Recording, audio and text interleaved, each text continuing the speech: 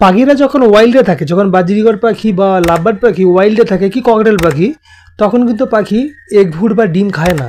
আমরা যে পাখিদেরকে ডিমকে সিদ্ধ করে খেতে দিই, ভাতের সঙ্গে মিক্স করে, কি চিঁড়ের সঙ্গে মিক্স করে, কি পাউরুটির সঙ্গে মিক্স করে, সেটা কিন্তু পাখি যখন ওয়াইল্ডে থাকে তখন কিন্তু খায় না। আমরা যেহেতু পাখিগুলোকে ক্যাপটিভিটিতে পালন করছি, পাখিদের থেকে ব্রিডিং নিচ্ছি, সেই জন্য পাখিদের শরীরেতে প্রোটিনের রিকোয়ারমেন্টকে পূরণ করার জন্য আমরা পাখিদেরকে এগ ভুট বা ডিম খেতে দিচ্ছি। তো এটা আর্টিফিশিয়ালভাবেই পাখাররা কিন্তু পাখিদেরকে দিয়ে থাকেন। আজকে আপনাদের সঙ্গে অন্য আরেকটি এমন খাবার নিয়ে আলোচনা করব, সেই খাবারটিকেও পাখিদেরকে আপনারা দিতে পারেন। দিলে পরে এগ ভুটের থেকেও কিন্তু আপনারা বেশি বেনিফিট পাবেন। জিনিসটি জানার আগে যদি চ্যানেলটিকে সাবস্ক্রাইব না করে থাকেন, অবশ্যই চ্যানেলটিকে সাবস্ক্রাইব করে নেবেন পাখি সম্বন্ধে এই ধরনের ভিডিও পাওয়ার জন্য। পাখিদেরকে আপনারা এগ ভুট যে দিচ্ছেন, এগ ফুডের সাবস্টিটিউট হিসাবে এগ ফুডের পরিবর্তে সপ্তাহে একদিন করে হলো এই খাবারটিকে দিতে পারেন। আমি নিজের পাখিদেরকে দিই, কিভাবে দিই সেটা আজকে আপনাদের কাছে তুলে ধরবো, এবং দিলে কি বেনিফিট পাবেন সেটাও আজকে আপনাদের কাছে তুলে ধরবো। আপনারা পাখিদেরকে সপ্তাহে একদিন করে হলেও চিকেন বা মাংস প্রোভাইড করতে পারেন। আপনার বাজরিগর পাখি, লাভবার্ড পাখি বা ককটেল পাখি যদি অভ্যাসে নিয়ে আসতে পারেন, যদি দিতে থাকেন, দেখবেন একটা সময় গিয়ে আপনার পাখি এই চিকেন বা মাংস খাওয়ার অভ্যাসে চলে আসবে। চিকেন বা মাংস যদি পাখি খায়, একেবারে ডিমের সেম আমরা যে পাখিদেরকে এগ ফুড প্রোভাইড করি, সেই চিকেন ফুডেতেও কিন্তু আপনারা পাখিদের থেকে একই রেজাল্ট পাবেন, বরং তার থেকে বেশি পাবেন। কিভাবে দেবেন সেটা আজকে প্রথম আপনাদের কাছে তুলে দিচ্ছি।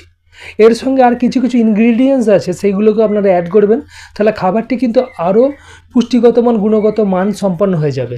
আপনাদেরকে যেটা নিতে হবে, আপনার পাখি অনুযায়ী অল্প পরিমাণ বয়েল রাইস নিয়ে নেবেন। আপনারা পাউরুটির সঙ্গেও দিতে পারেন বা চিনের সঙ্গেও অ্যাড করতে পারেন, কিন্তু আমি যেটা করি আজকে আপনাদের সামনে সেটা তুলে ধরবো, আর আমি দেখিয়ে দেবো আপনাদেরকে যে আমার পাখি খায় কি না।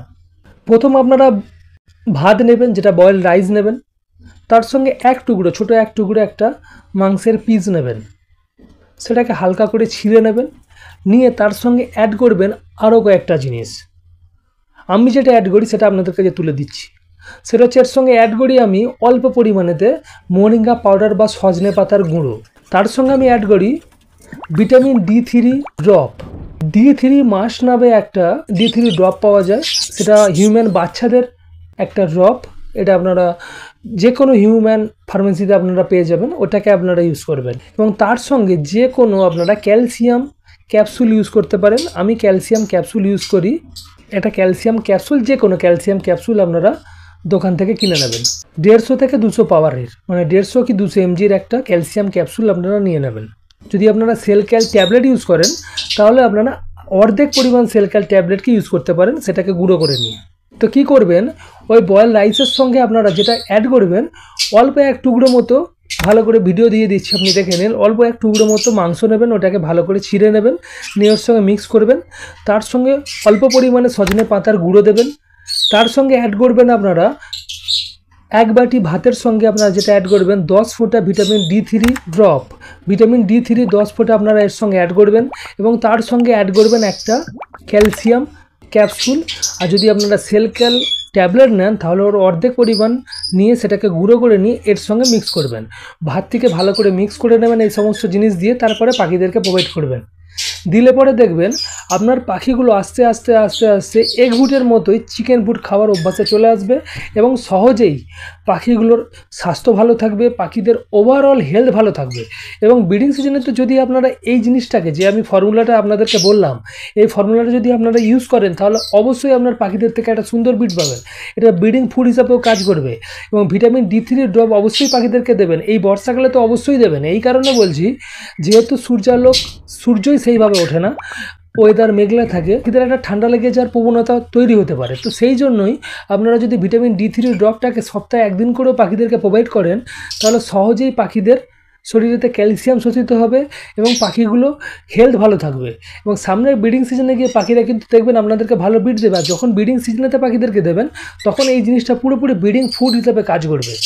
তো অবশ্যই আজকের দেওয়া এই ফর্মুলাটি, আমি স্ক্রিনে আমরা ফটোতে হয়তো আপনারা দেখতে পাচ্ছেন যে আমার পাখি কিন্তু খুব সহজে স্বাচ্ছন্দ্যের সঙ্গে খাচ্ছে। আস্তে আস্তে সকল পাখিকেই আপনারা ওই অভ্যাসে নিয়ে আসতে পারবেন। অল্প অল্প করে পাখিদেরকে যদি আপনারা ভাত দেন, তার সঙ্গে আপনারা অল্প করে মাংস বা চিকেন অ্যাড করে দিন, দেখবেন আস্তে আস্তে আপনার পাখিগুলো ওই ভাত খাওয়ার সঙ্গে সঙ্গে চিকেন খাওয়ার অভ্যাসেও চলে আসবে। তখন দেখবেন ভাত ফেলে রেখে দিয়ে আপনার পাখি শুধুমাত্র এই মাংস বা চিকেনটাকে খাচ্ছে। এবং এইভাবে যদি আপনারা পাখিদেরকে এই খাদ্যাভ্যাসে নিয়ে আসতে পারেন, তাহলে আপনারা ব্রিডিং সিজনেতে গিয়ে দেখবেন আপনার পাখি একটা আপনাকে সুন্দর ব্রিড দেবে এবং পাখির ওভারঅল হেলথও কিন্তু খুব ভালো থাকবে। এই ছিল আজকের ছোট্ট ইনফরমেটিভ ভিডিও। যদি ভিডিও ভালো লাগে ভিডিওটিকে অবশ্যই লাইক করবেন। ভিডিওর মধ্যে যদি কোনো ইনফরমেশান থাকে অবশ্যই ভিডিওটিকে আপনার কোনো পরিচিত পাখাল থাকলে তাকে শেয়ার করে দিন। যদি চ্যানেলে নতুন হন, এখনও পর্যন্ত চ্যানেল সাবস্ক্রাইব না করে থাকেন, অবশ্যই চ্যানেলটিকে সাবস্ক্রাইব করবেন পাখি সম্বন্ধে এই ধরনের ভিডিও পাওয়ার জন্য। আজকের মতো বিদায় নেব। বিদায় নেওয়ার আগে একটাই আশা থাকবে, যেভাবে দে পাখি হচ্ছে সঙ্গে রয়েছেন সেইভাবেই থাকবেন। ধন্যবাদ।